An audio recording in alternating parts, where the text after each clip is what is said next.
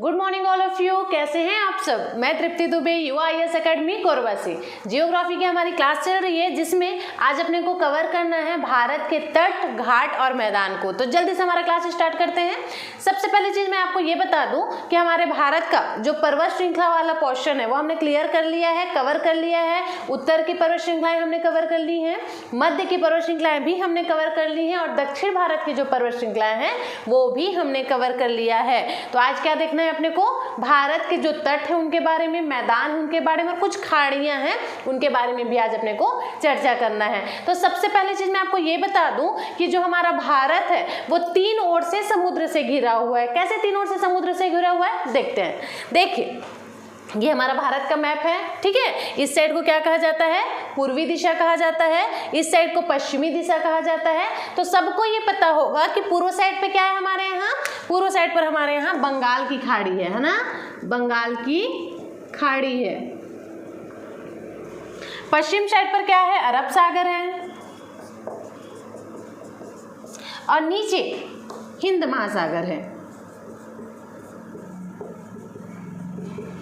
तो इस प्रकार से हम कह सकते हैं कि जो हमारा भारत है वो तीनों ओर से समुद्र से घिरा हुआ है। क्लियर है? याद करने की जरूरत नहीं पड़नी चाहिए, आपको इतना तो पता होना चाहिए। अगर नहीं पता है तो अभी याद कर लो इसको और एकदम से समझ जाइए। उस साइड पर क्या है? बंगाल की खाड़ी है, इधर क्या है? अरब सागर है और यहाँ पर क्या है? हिंद महासागर है। देखिए, इसको पूर्वी तट कहा जाता है, उसको पश्चिमी तट कहा जाता है ना। ये मैं आपको पहले ही बता चुकी हूँ। जो पूर्व साइड पर है मतलब बंगाल की खाड़ी साइड पर है उसको पूर्वी तट कहेंगे, पश्चिम साइड पर है उसको पश्चिम तट कहेंगे। जब मैं पर्वत वाला पढ़ा रही थी आपको तो मैंने बताया था जो पूर्वी साइड में जितनी भी पर्वत श्रृंखलाएं हैं उसको क्या कहना है? उसको पूर्वी घाट कहना है। और पश्चिम साइड पर जितनी भी पर्वत श्रृंखलाएं हैं उसको पूर्वी घाट कहा जाता है। लेकिन अगर सम्मिलित रूप से बोले तो पश्चिमी घाट को, ठीक है, पश्चिमी घाट को क्या जाता था? सह्याद्री पर्वत कहा जाता था। और वहीं पूर्वी घाट को क्या कहा जाता था?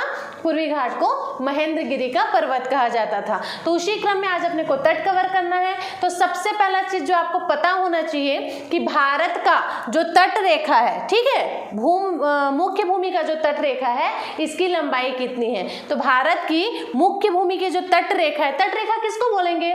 जहां पर तट कहां पर होता है? जहां पर पानी होता है, जहां पर समुद्र होता है, तो वहीं पर उसी स्थल को तो तट कहा जाता है। अब तट जो हमारा समुद्र है ऊपर में तो है नहीं, नीचे में ही है। तो स्वाभाविक सी बात है हमारी जो तट है वो कहाँ होंगी? नीचे साइड पर होंगी। तो वह स्थल जो समुद्र से लगा हुआ होता है उसको तट कहा जाता है, ठीक है। इतना कॉमन सेंस आपको रखना है। तट होगी कहाँ पर? जहाँ पर समुद्र होगा, जहाँ पर पानी होगा वहीं पर तट होता है। तो हमारे यहाँ भी जहाँ पर समुद्र है वहीं पर तट बनाया गया है, क्योंकि हमारे यहाँ जो समुद्र है वो ऊपर में तो है नहीं, नीचे ही में है। तो हमारे यहाँ नीचे में ही तट है जिसके बारे में अपने को देखना है। अब देखो क्वेश्चन में आ जाता है सबसे पहले तो तट की लंबाई, जो मुख्य भूमि है भारत की उसमें तट रेखा की लंबाई कितनी है विदाउट द्वीप, ठीक है। यहाँ पर हमारा अंडमान निकोबार द्वीप समूह है, यहाँ पर हमारा लक्षद्वीप समूह है और उसके साथ साथ और भी बहुत सारी द्वीपें हैं यहाँ पर। उन द्वीपों को छोड़ करके, द्वीपों को नहीं लेना है, सिर्फ मुख्य भूमि की तट रेखा की लंबाई, मतलब ये वाला जो पोर्शन है, ठीक है, मुख्य भूमि की तट रेखा की जो लंबाई है वो कितनी है? तो आपको याद रखना है मुख्य भूमि की तट रेखा की लंबाई 6100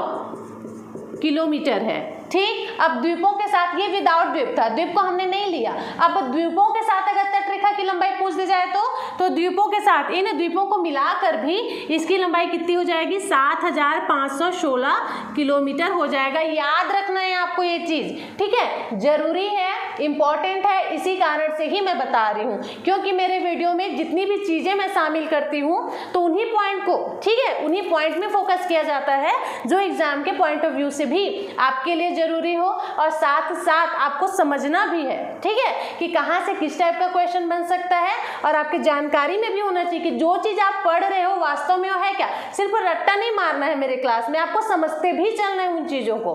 क्लियर है? तो मैंने क्या बताया, जो तट रेखा की लंबाई है वो कितनी है? 6100 किलोमीटर है द्वीप को छोड़ करके। और द्वीप को साथ में लेकर के अगर लंबाई पूछा जाता है तो द्वीप के साथ कितनी हो जाएगी? इसकी जो लंबाई है वो 7516 किलोमीटर है। एक क्वेश्चन यहां से बन गया। अब समझेंगे हमारे भारत में कितने तट हैं, तो दिख ही रहा है आपको, हमारे भारत में 2 तट है, एक को पूर्वी तट कहा जाता है, एक को पश्चिमी तट कहा जाता है। क्लियर? एक क्वेश्चन बनता है कि हमारे भारत के कितने राज्य तट रेखा से लगे हुए हैं, मतलब ऐसे कितने राज्य हैं जिन पर तट बना हुआ है। ठीक है, इस टाइप से क्वेश्चन। तो स्वाभाविक सी चीज है, जो राज्य किनारे में है, पूर्वी तट और पश्चिमी तट के किनारे में बसे हुए हैं, वो राज्य तट रेखा के साथ लगे हुए हैं। लेकिन क्वेश्चन पूछ लिया जाता है कि कुल कितने तट राज्य हैं जो कि तट रेखा के साथ में लगे हुए हैं, या फिर कुल कितने राज्य हैं जिनकी सीमाएं तट रेखा से लगी हुई हैं। तो आपको याद रखना है, भारत की टोटल 9 राज्य हैं जिनकी सीमाएं तट रेखा के साथ लगी हुई हैं। अब वो 9 राज्य कौन कौन से हैं तो याद नहीं करना है, यहाँ पर हम साथ में बनाते चलेंगे। अगर आपको मैप क्लियर है कि कौन कौन सा राज्य कहाँ पर है तो आपको चीजें बहुत आसानी से समझ आ जाएंगी। और अगर मैप क्लियर नहीं है तो पहले मैप कर लीजिए, नहीं तो फिर रटना ही पड़ेगा। सेम प्रोसेस है आपको, अगर राज्य याद नहीं है तो आपको रटना ही पड़ेगा। लेकिन अगर आपको ये पता है कि मैप में कौन सा राज्य कहाँ पर है तो बहुत ही आसानी से बिना रटे आप आराम से वहां पर चिन्ह लगा सकते हैं, तुरंत याद करके आंसर ले सकते हैं। क्लियर है? तो सबसे पहले मैंने आपको क्या बताया, भारत में 2 तट है, एक को पूर्वी तट कहा जाता है, एक को पश्चिमी तट कहा जाता है। अब सबसे पहले मैं आपको ये बताऊंगी कि जो 9 राज्य हैं जो कि तट रेखा के साथ लगे हुए हैं वो कौन कौन से हैं, तो समझेंगे। सबसे पहले तो हमारा गुजरात वाला क्षेत्र आ गया। ठीक है, गुजरात सबसे लंबा तट रेखा वाला राज्य है, ध्यान रखना है। जो गुजरात है वो सबसे लंबा तट रेखा वाला राज्य, और लंबाई कितनी, 12-14 किलोमीटर। ठीक है, 12-14 किलोमीटर के साथ जो गुजरात है वो भारत का सबसे लंबा तट रेखा वाला राज्य है। क्लियर? एक गुजरात हो गया, दूसरा हमारा महाराष्ट्र हो जाएगा, तीसरा हमारा गोवा हो जाएगा, चौथा कर्नाटक और 5वें नंबर पे हमारा हो जाएगा केरल। ये सारे तट के किनारे बसे हुए हैं, क्योंकि मैंने अभी आपको क्या बताया, यहाँ पर अरब सागर है, मतलब अरब सागर से लगे हुए हैं ये सारे, इसी कारण से उनको तट राज्य कहा जाता है क्योंकि वो तट पे स्थित है। क्लियर है? क्या हो गया, हमारा केरल हो गया। उसके बाद फिर नेक्स्ट यहाँ पर हमारा तमिलनाडु आ जाएगा, तमिलनाडु के बाद आंध्र प्रदेश आ जाएगा, आंध्र प्रदेश के बाद हमारा उड़ीसा आ जाएगा, एंड लास्ट वेस्ट बंगाल आ जाएगा। क्लियर है? उधर के सारे बंगाल की खाड़ी के साथ लगे हुए हैं, मतलब जल वाला सिस्टम तो सारा साइड है ना, इसी कारण से ही उसको तट राज्य कहा जाता है। क्लियर हो गया? 9 टोटल हमारा, 1 2 3 4 5 6 7 8 एंड 9। क्लियर? एक बार फिर से समझेंगे, गुजरात हो गया, महाराष्ट्र हो गया, गोवा हो गया, कर्नाटक, केरल, तमिलनाडु, आंध्र प्रदेश, उड़ीसा एंड वेस्ट बंगाल। ठीक है, पश्चिम बंगाल। ऐसे करके हमारे भारत में टोटल 9 राज्य हैं जो कि तटवर्ती रेखा के साथ लगे हुए हैं। मैंने स्टार्टिंग में लंबाई बताई थी आप लोगों को कि भारत की तट रेखा की टोटल लंबाई कितनी है विदाउट द्वीप, तो मैंने बताया था 6100 किलोमीटर है, और द्वीप के साथ कितना बताई थी, द्वीप के साथ 7516 किलोमीटर। और इन द्वीपों को छोड़ करके, तटों को छोड़ करके अगर स्थल की लंबाई पूछ दिया तो वो भी आपको पता होना चाहिए कि भारत की स्थल की लंबाई कितनी है, स्थल सीमा की लंबाई कितनी है। तो स्थल किसको बोलेंगे, स्थल हमारा यहाँ पर से स्टार्ट हो रहा है। ठीक है, कुछ इस प्रकार से स्टार्ट होते होते यहाँ तक पहुँच रहा है। तो स्थल सीमा की लंबाई कितनी है, तो स्थल सीमा की लंबाई 15,200 किलोमीटर है, ये भी आपको याद रखना है। स्थल सीमा की लंबाई 15,200 किलोमीटर है, तट सीमा की लंबाई 6100 किलोमीटर है विदाउट द्वीप, और द्वीप के साथ अगर पूछा जाए तो 7516 किलोमीटर है। टोटल कितने राज्य तट रेखा से जुड़े हुए हैं, तो टोटल 9 राज्य हैं। कौन कौन से राज्य हैं आपको समझ आ गया? गुड। अब आपको देखना है कि कौन कौन से राज्य में जो तट रेखाएं स्थित है उन तटों को नाम क्या दिया गया है। क्लियर है? तो एकदम ध्यान से मैप को देखेंगे, बिल्कुल स्किप नहीं करना है, चाहिए तो स्पीड बढ़ा लीजिए आप, लेकिन स्किप नहीं करेंगे। अगर आपने स्किप किया तो फिर चीजें बीच में छूट जाएंगी, आपको समझ नहीं आएगा कि मैंने कहां पर से क्या बताया है। ठीक, इस तरह से लगातार और लास्ट तक मेरे वीडियो में बने रहेंगे, तब आपको चीजें बहुत ही आसानी से समझ आ जाएंगी। आपको पता नहीं चलेगा कि कब चीजें आपको याद भी हो गई वीडियो देखते देखते। तो स्ट्रेस बिल्कुल नहीं लेना है। ठीक, पढ़ाई कोई टेंशन नहीं होता है बच्चे, है ना। पढ़ाई एक एंजॉयमेंट होता है, पढ़ाई एक इच्छा की चीज होती है। उसको अगर आप टेंशन लेके पढ़ोगे ना तो वो कभी आपसे नहीं हो पाएगा। ठीक, एक वर्क समझ के मत करो, एक इच्छा होनी चाहिए इंसान के अंदर, जिज्ञासा होनी चाहिए कि ये चीज को मैं सीखूं, तब आपको उसके अंदर जो जिज्ञासा है उसी की वजह से आप पढ़ पाते हैं। क्लियर है? तो कोई टेंशन वाली चीज नहीं, स्ट्रेस बिल्कुल नहीं लेना है, हर चीज को एंजॉयमेंट बनाकर पढ़ो। जैसे कि मैं बता रही हूँ, रटना नहीं है इसको, जो मैं बोलूंगी वो रटना बिल्कुल भी नहीं है, वो सिर्फ आपको समझना है। मात्र देखो आप कि मैडम कहाँ से कहाँ तक के तट को क्या नाम दे रही हैं, कहाँ से कहाँ तक के तट को क्या नाम दे रही है, सिर्फ आप देखिए, आपको पता नहीं चलेगा कब आपको चीजें याद हो गई हैं। क्लियर है? शुरू करते हैं। सबसे पहले तो जो राज्य है उनका नाम आपको पता चल गया, जो कि तटरेखा के साथ लगा हुआ है। अब मैं बताऊंगी आपको कि कौन सा वाला तट है उसको किस नाम से जाना जाता है। तो समझेंगे, जो गुजरात है ना, गुजरात से लेकर के यहाँ पर हमारा दमन द्वीप पड़ता है। ठीक, तो दमन द्वीप, गुजरात से दमन द्वीप तक के जिस तट का विस्तार है उसको काठियावाड़ तट कहा जाता है। काठियावाड़ तट कहा जाता है। किसको कहा जाता है? गुजरात से लेकर के दमन द्वीप तक जो एरिया फैला हुआ है उसको काठियावाड़ तट कहा जाता है। क्लियर है? उसके बाद दमन द्वीप से लेकर के गोवा तक जो क्षेत्र फैला हुआ है, दमन द्वीप से लेकर के गोवा तक जो तट रेखा फैली हुई है उसको क्या कहा जाता है? उसको कोंकण तट कहा जाता है। कोंकण तट कहा जाता है। फिर गोवा से लेकर के, अच्छा गोवा सब घूमने जाते हैं ना, अक्सर आप देखेंगे कि लोग कहते हैं कि हम गोवा घूमने जाएंगे, यहाँ जाएंगे, वहाँ जाएंगे। तो जब गोवा घूमने जाते हैं तो आप एक कल्पना करिए, हम गोवा घूमने गए हैं लेकिन वहाँ क्या है? खाली पैर है, स्लीपर हमने नहीं पहन रखा और उसके तट पर हम दौड़ रहे हैं, तो वहाँ पर क्या हुआ? गोवा के तट पर हमको कंकड़ चुभ गया। तो कंकड़ से आपको याद रखना है कोंकण। ठीक, कंकड़ कहाँ चुभा था?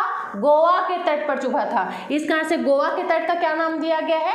कोंकण तट नाम दिया गया है। क्लियर है? गुड। अब देखिए, गोवा से लेकर के कर्नाटक तक जो तट रेखा फैली हुई है उस तट को क्या नाम दिया गया है? तो कर्नाटक। क्या बोल रहे हैं? कर्नाटक। तो कर्नाटक से आपको याद रखना है केनरा, केनरा तट। एक ही जैसा साउंड आ रहा है ना, कर्नाटक और केनरा। क्लियर है? तो ऐसे करके ट्रिक बनाकर अगर हम पढ़ेंगे तो चीजें बहुत आसानी से आपको समझ आ जाएंगी। तो क्या बताई मैं? सबसे पहले तो गुजरात से दमन द्वीप तक का जो हिस्सा है उसको काठियावाड़ तट कहा जाता है। दमन द्वीप से गोवा तक का जो हिस्सा है उसको क्या कहा जाता है? कंकड़ नहीं लगना चाहिए, मतलब कोंकण तट कहा जाता है। और गोवा से लेके कर्नाटक तक का जो हिस्सा है उसको केनरा तट कहा जाता है। कर्नाटक से लेकर के केरल तक का जो हिस्सा है उसको क्या कहा जाता है? उसको मालाबार तट कहा जाता है। मालाबार तट कहा जाता है। ठीक, अब आ जाते हैं इस साइड पर। यहाँ क्या है? हमारा तमिलनाडु है। तमिलनाडु से लेकर के आंध्र प्रदेश तक का जो क्षेत्र है, ठीक है, तमिलनाडु से आंध्र प्रदेश तक का जो तट है उसको कोरोमंडल तट कहा जाता है। कोरोमंडल तट कहा जाता है। लेकिन यहाँ पर भी आपको ध्यान रखना है ना, आंध्र प्रदेश के आधा तक, जो हमारा आंध्र प्रदेश का राज्य है ना, उसके आधा दूरी तक का क्षेत्र को, तमिलनाडु से आंध्र प्रदेश के आधा तक का जो क्षेत्र है उसको कहा जाता है कोरोमंडल तट। लेकिन बाकी जो आधा बचा, आंध्र प्रदेश से बाकी जो आधा बचा उसको क्या कहा जाता है? तो उसको कहा जाता है गोलकुंडम का तट। क्या कहा जाता है? गोलकुंडम का तट। हो गया। उसके बाद फिर समझेंगे, आंध्र प्रदेश से लेकर के जो वेस्ट बंगाल तक वाली सीमा है, ठीक है, आंध्र प्रदेश से लेकर के वेस्ट बंगाल तक का जो तट है उसको उत्तरी सरकार के नाम से जाना जाता है। उत्तरी सरकार के नाम से जाना जाता है। यहाँ से एक पॉइंट और याद रखना है आपको, आंध्र प्रदेश से वेस्ट बंगाल तक का जो तट है ना, जो सीमा है, जो क्षेत्र है, उसको डेल्टाई क्षेत्र कहा जाता है। डेल्टाई क्षेत्र क्यों कहा जाता है? इस कारण से कहा जाता है बच्चे, क्योंकि जो नदियां हैं, है ना, वो सीधे जाकर के बंगाल की खाड़ी में, वेस्ट बंगाल पहुंच गया मतलब बंगाल की खाड़ी हमारी आ गई। ठीक, तो जितनी भी नदियां हैं वहां की, वो बंगाल की खाड़ी में जाकर के गिरती हैं, और वे नदियां जो बंगाल की खाड़ी में जाकर के गिरती हैं वो डेल्टा का निर्माण करती हैं। इस कारण से इस क्षेत्र को डेल्टाई क्षेत्र कहा जाता है। क्लियर है? जो नदियां बंगाल की खाड़ी में जाकर के गिरती हैं वो डेल्टा का निर्माण करती हैं। याद रखना है आपको, ठीक है। डेल्टा का निर्माण कौन सी नदी करती हैं? जो बंगाल की खाड़ी में जाकर के गिरती हैं, और जो अरब सागर में जाकर के गिरती हैं उन नदियों को क्या कहा जाता है?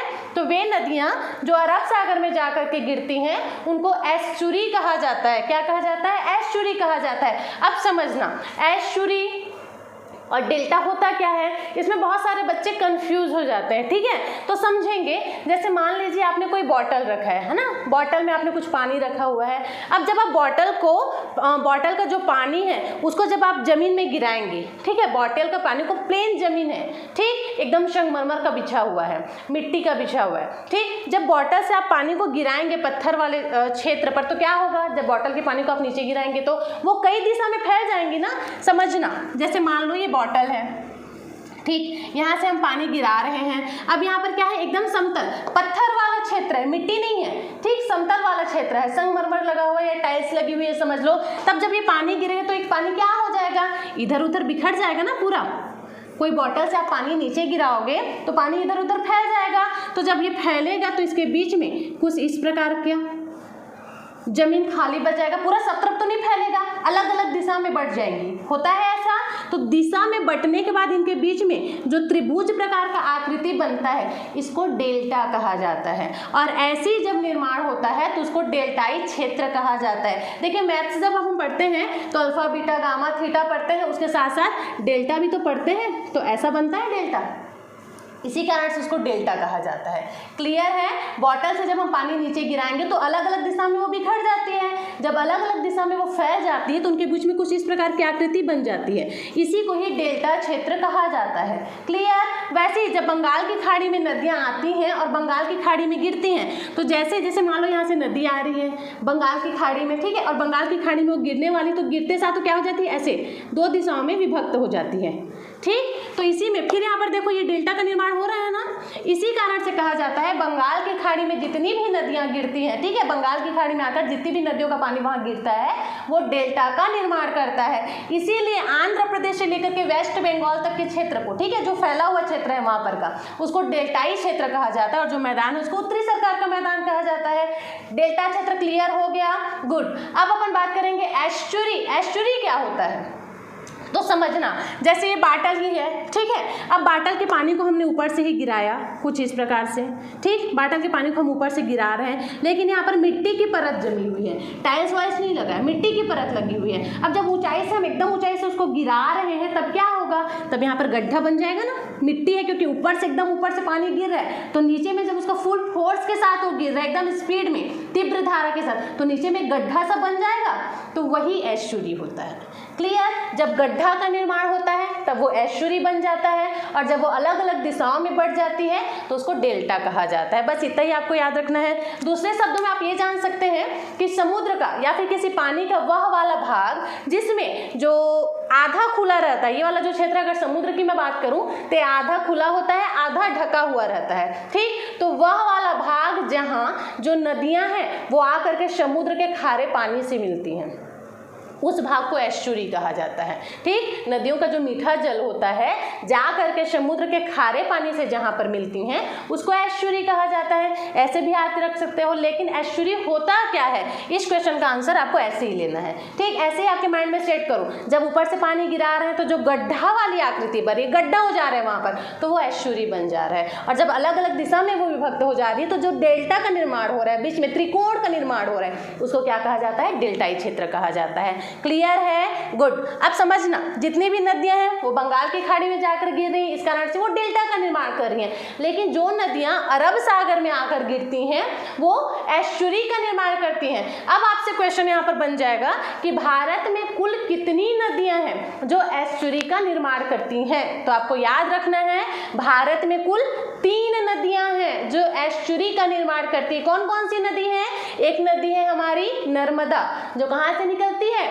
अमरकंटक की पहाड़ी से निकलती है। दूसरी नदी है हमारी ताप्ती, कहाँ से निकलती है, बेतवा से निकलती है। तीसरी नदी है हमारी मांडवी, वो कहाँ से निकलती है, तो वो गोवा में बहती है। क्लियर है। तो इस प्रकार से 3 नदियों का नाम याद रखना है। भारत में टोटल 3 नदी हैं जो कि एस्चुरी का निर्माण करती हैं, क्योंकि वो अरब सागर में आकर के गिरती हैं। कौन कौन सी नदी में बताई, ताप्ती, नर्मदा, मांडवी, ये तीनों नदियों का नाम आपको याद रखना है। ये तीनों ही नदियां क्या करती हैं, एस्चुरी का निर्माण करती हैं। बाकी मोस्टली जो नदियां हैं वो बंगाल की खाड़ी में ही जाकर के मिलती हैं और डेल्टा का निर्माण करती हैं। तो ये तट क्लियर हुआ आपका। एक बार फिर से मैं आपको बता दूं, देखिए गोवा से लेकर के दमन द्वीप तक का जो भाग है, ठीक है, उसको क्या कहा जाता है, काठियावाड़ तट कहा जाता है। फिर दमन द्वीप से लेकर के गोवा तक हम जाएंगे तो गोवा में क्या होता है, बहुत कंकड़ होता है क्योंकि हम वहाँ खुले पैर घूमते रहते हैं। ठीक, तो इससे कोंकण तट आपको याद रखना है। गोवा से लेकर कर्नाटक तक वाला क्षेत्र है तो कर्नाटक से कैनरा, एक साथ साउंड आ रहा ना, तो उसको केनरा तट कहा जाता है। फिर कर्नाटक से लेकर के केरल वाला भाग, तो कर्नाटक से केरल वाले भाग को क्या कहेंगे, तो उसको कहा जाता है मालाबार तट। फिर इस साइड आ जाते हैं, पूर्व साइड पे आ जाते हैं। पूर्व साइड में तमिलनाडु से लेकर के आंध्र प्रदेश के हाफ तक वाला जो क्षेत्र है उसको क्या कहा जाता है, उसको कहा जाता है कोरोमंडल तट। और आंध्र प्रदेश का जो हाफ वाला क्षेत्र है से लेकर आंध्र प्रदेश के लास्ट बॉर्डर तक जो सीमा बनाती है उसको गोलकुंडम तट कहा जाता है। एंड आंध्र प्रदेश से लेकर के पश्चिम बंगाल तक वाला जो क्षेत्र है, जो तट मैदान क्षेत्र है, ठीक है, उसको क्या कहा जाता है, उत्तरी सरकार कहा जाता है। और टोटल उस एरिया को डेल्टाई क्षेत्र कहा जाता है। यहाँ तक क्लियर है। अब समझेंगे जो पूर्वी तट है, इस साइड को पूर्वी तट कहेंगे ना, बंगाल की खाड़ी जिधर है, और इस साइड को अपन पश्चिमी तट कहेंगे। तो एक चीज यहाँ से आपको ये याद रखना है, जो पूर्वी तट है, ठीक है, वहाँ कृषि उपज क्षमता पश्चिमी तट की अपेक्षा ज़्यादा है। वहाँ कृषि की जो उपज है वो ज़्यादा होती है, भूमि वहाँ की ज़्यादा उपजाऊ है कृषि के लिए, किसकी, पूर्वी क्षेत्र की, पश्चिमी क्षेत्र की अपेक्षा। इसी कारण से, क्योंकि कृषि भूमि वहाँ ज़्यादा है, भूमि उपजाऊ वहाँ ज़्यादा है, इसी कारण से वहाँ जनसंख्या भी ज़्यादा निवास करती है। इस टाइप के क्वेश्चन कूट में पूछ ले जाते हैं, तो आपको एकदम से याद रखना है पूर्वी तट का जो जनसंख्या है, मतलब पूर्वी तट में जनसंख्या पश्चिमी तट की अपेक्षा ज्यादा है। मतलब बंगाल की खाड़ी साइड जो जनसंख्या है वो ज्यादा निवास करती है। क्यों ना करे, क्योंकि वहां मैंने अभी आपको बताया कि भूमि की उपजाऊ क्षमता ज्यादा है, तो स्वाभाविक सी बात है भाई, जहां भूमि की उपजाऊ क्षमता ज्यादा होगी, जहां कृषि अच्छे से होगी, पैदावार जहां ज्यादा अच्छे से होगी, प्रॉफिट जहां हमको होगा, वहीं निवास करेंगे लोग।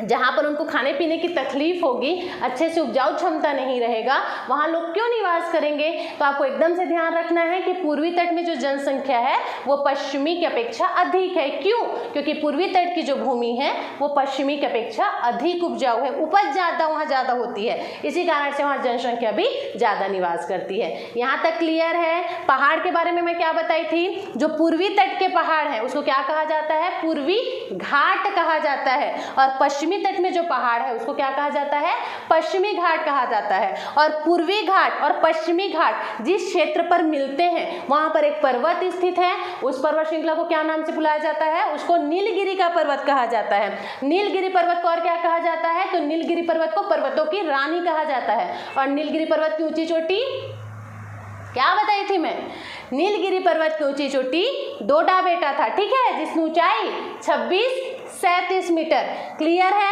तो इस प्रकार से चीजें आपको याद होना चाहिए। तो ये हो गया हमारा पूर्वी तट, पश्चिमी तट। भारत में 2 तट है, एक पूर्वी तट है, एक पश्चिमी तट है। टोटल कितने राज्य इसमें हैं, तो टोटल 9 राज्य की जो सीमा है इन तट रेखाओं से लगी हुई है। तो इस प्रकार से क्वेश्चन आपको याद रखना है। क्लियर है। तट रेखा की टोटल लंबाई कितना बताई मैं, 6100 किलोमीटर है विदाउट द्वीप, और द्वीप को साथ में लेंगे तो 7516 किलोमीटर। क्लियर। अब समझेंगे खाड़ी के बारे में। भारत में टोटल कितनी खाड़ियां हैं, या ये बोलूं कि भारत में इंपॉर्टेंट कितनी खाड़ियां हैं, तो आपको याद रखना है। समझना, जो ये वाला क्षेत्र है ना, इसको क्या कहा जाता है, इसको कच्छ का रण कहा जाता है। कच्छ का रण कहा जाता है। बताओ मुझे आप कि कच्छ का रण क्यों फेमस है। कच्छ का रण इसलिए फेमस है क्योंकि यहाँ पानी में तैरने वाले केमल पाए जाते हैं। कच्छ के रण में क्या पाया जाता है, पानी में तैरने वाले केमल पाए जाते हैं, इसी कारण से कच्छ का रण जो है फेमस है। क्लियर है। अब देखना, यहाँ पर दिख रहा है आपको कच्छ के रण के बीच में आपको कुछ इस प्रकार की आकृति दिख रही होगी, शंकु की आकृति दिख रही होगी। तो यहाँ पर कच्छ की खाड़ी है, कच्छ की खाड़ी है। जहाँ पर आपको ये शंकु की आकृति दिखती है उसको खाड़ी कहा जाता है। ठीक है। कच्छ खाड़ी किसे कहेंगे, खाड़ी जो समुद्र से तो घिरा होता है, मतलब पानी से घिरा होता है, लेकिन उसके आसपास का जो क्षेत्र है वो स्थल होता है। ठीक है। आसपास का जो क्षेत्र है वो स्थल होता है, भले ही वो समुद्र से जुड़ा होता है, उसको खाड़ी कहा जाता है। आप समझ सकते हैं, कच्छ का रण है, यहाँ पर हमारा गुजरात वाला क्षेत्र है, भूमि है, स्थल है, और यहाँ पर जो बन रहा है शंकु आकृति उसको क्या कहेंगे, कच्छ की खाड़ी कहेंगे। क्लियर है। यहाँ पर देखो, जो दमन द्वीप मैंने बताया था, है ना, यहाँ पर भी सेम आकृति बन रही है हमारी कुछ इस प्रकार से। त्रिभुज के आकार का, शंकु का आकार का, मतलब ये भी एक खाड़ी है। तो ये कौन सी खाड़ी है? इसको कहा जाता है खंभात की खाड़ी। खंभात की खाड़ी। आपके माइंड में एकदम सेट हो जाना चाहिए चीजें तुरंत जा करके। यहाँ पर कक्ष का रन है इसलिए कक्ष की खाड़ी कहेंगे, यहाँ पर खंभात की खाड़ी है। अब देखो श्रीलंका के पास में सेम बन रहा है ना, यहाँ पर श्रीलंका है, ठीक। यहाँ पर भी आपको इस टाइप की आकृति दिख रही है और इधर से भी आपको इस टाइप की आकृति दिख रही है, दोनों साइड से आपको त्रिभुज की आकृति दिख रही है, मतलब ये भी खाड़ी है। तो जो नीचे साइड है उसको मन्नार की खाड़ी कहा जाता है। क्या कहा जाता है? मन्नार की खाड़ी कहा जाता है। और जो ऊपर साइड में शंकु का निर्माण हो रहा है उसको क्या कहा जाता है? उसको पाक की खाड़ी कहा जाता है। पाक की खाड़ी कहा जाता है। क्लियर है? तो ये था हमारा आज का क्लास, जिसमें हमने जो भी तट रेखाएं हैं, तट सीमाएं हैं, उसको कवर कर लिया। इसके साथ साथ तटों का क्या क्या नाम है वो भी हमने कवर कर लिया। अच्छा, एक चीज और आप याद रखेंगे, जैसे कि क्वेश्चन में पूछ लिया जाता है सबसे लंबी तट रेखा कौन सी राज्य की है, तो सबसे लंबी तट रेखा गुजरात की है, वो भी 12-14 किलोमीटर लंबाई के साथ। क्लियर? वही पूछ लेगा कि सबसे छोटी तट रेखा कौन से राज्य के पास है, तो सबसे छोटी तट रेखा गोवा के पास है। उसकी लंबाई कितनी है? सिर्फ 101 किलोमीटर। क्लियर है? अच्छा, एक क्वेश्चन और यहाँ से बन जाता है कि सबसे लंबी तट रेखा वाला केंद्र शासित प्रदेश कौन सा है? वो तो राज्य था ना, अब केंद्र शासित प्रदेश पूछ देगा, तो आपको याद रखना है सबसे लंबी तट रेखा वाला केंद्र शासित प्रदेश हमारा अंडमान निकोबार द्वीप समूह है। क्लियर है? अंडमान निकोबार द्वीप समूह है। अंडमान निकोबार द्वीप समूह की ऊंची चोटी मैं कौन सा बताई थी? अंडमान निकोबार द्वीप समूह की जो ऊंची चोटी है वो हमने बताया था सैंडल पीक। क्लियर? और लक्षद्वीप की ऊंची चोटी कौन सा बताई थी ये आप मुझे बताओगे चैट बॉक्स में कमेंट करके। तब तक के लिए thank you so much for watching this video. अगर आपको वीडियो पसंद आया तो लाइक कीजिए, शेयर कीजिए और सब्सक्राइब भी कीजिए। वीडियो से रिलेटेड अगर कोई भी डाउट है तो चैट बॉक्स में आप कमेंट करके बता सकते हैं। तब तक के लिए thank you again, thank you so much.